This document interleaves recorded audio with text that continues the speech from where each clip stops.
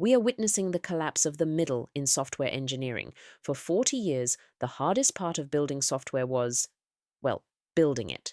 The coding, the syntax, the grind. But look at this. This is the new shape of the SDLC. It's not a block anymore. It's an hourglass. And if your team is still organized around the block, you are about to hit a massive bottleneck. Let's look at the traditional model first. We call this the middle heavy era. You had requirements at the top, usually abstract tickets. Then you had this massive block, build.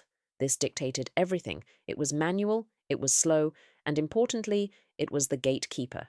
You couldn't test or deploy until the humans finished typing. But in 2024 and 2025, something broke this model. Agents. Enter the agentic SDLC. Let's break down this hourglass shape because this is where your time needs to go now. Level 1, the top, intent and discovery. Notice how wide this is. It's the new heavyweight. In the old days, if specs were vague, a dev would figure it out over a week. Now, an agent executes instantly. If your context is bad, you generate technical debt at light speed. The shift here is from writing specs to building context. The workspace isn't a to-do list. It's the source of truth. Level 2, the middle, implementation. Look how thin this bridge is. This is the collapse. Agents like Devon or OpenDevon handle migrations and boilerplate. The IDE is no longer a canvas. It's a diagnostic dashboard. You aren't manually translating logic anymore. You are supervising generation. But here is the catch, and it is a dangerous one. Look at the bottom.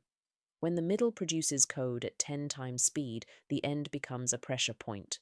Traditional peer reviews, PRS, cannot keep up. If you try to manually review every line of AI-generated code, you lose all the speed gains. We have to move to automated reasoning and AI-augmented testing.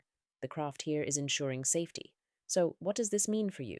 The middle is becoming invisible infrastructure.